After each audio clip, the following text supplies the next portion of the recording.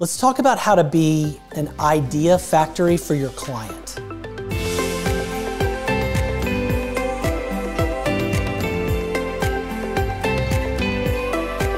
This is so valuable for clients, and it starts to position you in this invaluable way, and clients start to think of you beyond just the box that they brought you in for the skill or the function to solve. They start to think of you as a thought partner, as a confidant, those sorts of things.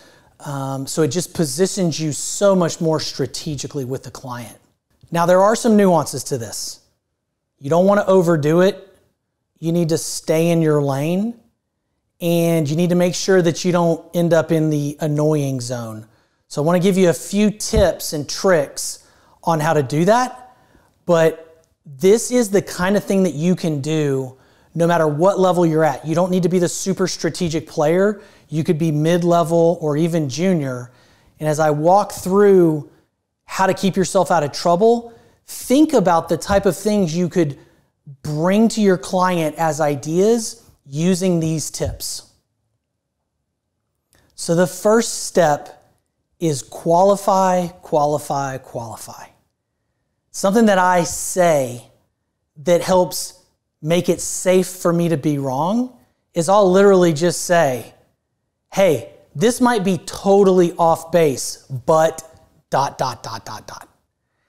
gives me the freedom to say the idea that I have, but also just be totally wrong, right? They'll tell you, it's like, no, you're off because of X, Y, and Z. There may be some context that you don't have, but you at least got the space to toss out an idea, and that's important.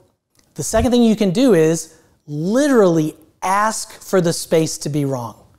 Sometimes I'll say this, hey, let me just kind of pontificate here for a second, and this is going to be off, but let me just see if this directionally makes sense, and then I'll go, right? So again, I've created and set an expectation that I'm just kind of like in idea mode, and I'm going to toss something out, and it kind of gets the client in the right space, and they love that. I've never had a failure with that. I've missed a lot, but I've never really had a failure in that I embarrassed myself or I annoyed the client by whenever I said those sorts of things.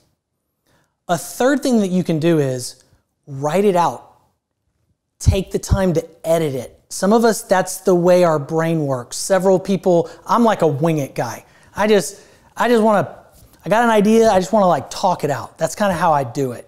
So I use phrases like I said previously, but a lot of our people, they're very thoughtful, methodical type people.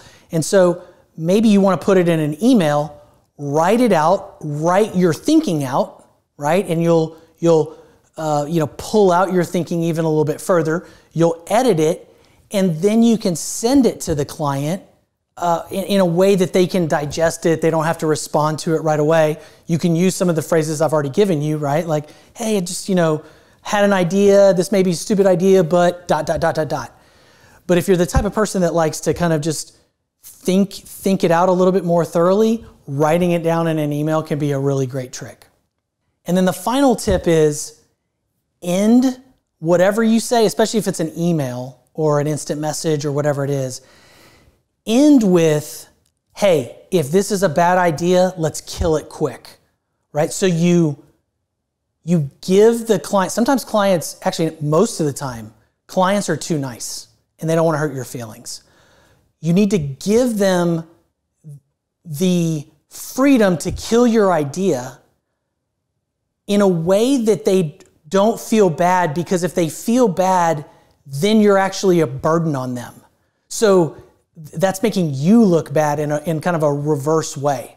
So what you want to do is you want to be somebody that can throw ideas out, but that they can kill it really quick. So always end with, hey, your time is valuable. I just wanted to toss this idea out. Kill it really fast if it doesn't make sense. Because they have more context than you. You don't know their business. You don't know, the 5,000 things that happened 10 years ago. There can be politics involved. There's just things that you don't understand that they may or may not want to invest the time to explain to you. So just always give them the freedom to do that.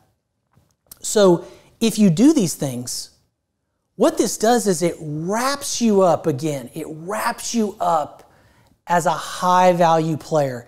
Even if you're the junior guy on the project, you're coming up with the great ideas. I love that when the junior guys are bringing me ideas. A lot of times what that sounds like to me is I'm like, this is somebody who cares. This is somebody who's worth my time to invest in. Great idea, but it was stupid. You missed because of X, Y, and Z. And sometimes we'll just talk that out, and I'll share with them why they missed, but it was in the ballpark. Think about these 3 other things. So no matter where you are, just bringing these ideas, showing you care. We've talked about this on other videos, showing that you're trying to be a few steps ahead. That ties into this whole service mindset and caring about your client that we always talk about. It just puts you in that space. So I would encourage you to just challenge yourself to be an idea factory. Ideas are the currency of everything going forward. Every job is being turned into a robot can do it. Every job is being commoditized, but it's the ideas and the people that are enjoyable to be around and have the ideas and care that can never be commoditized. A robot can never take that job. Be that person and live in that space. So hopefully this gave you something new and different to think about. Hopefully it gave you a couple of tactical things to try out. Take it and make it your own. As always, let us know if this content is on the mark. If you have other ideas, send it to us right away, even if it's off. Let us know your ideas, and we're looking for the content to pump back out to you guys to create value. So thanks for watching.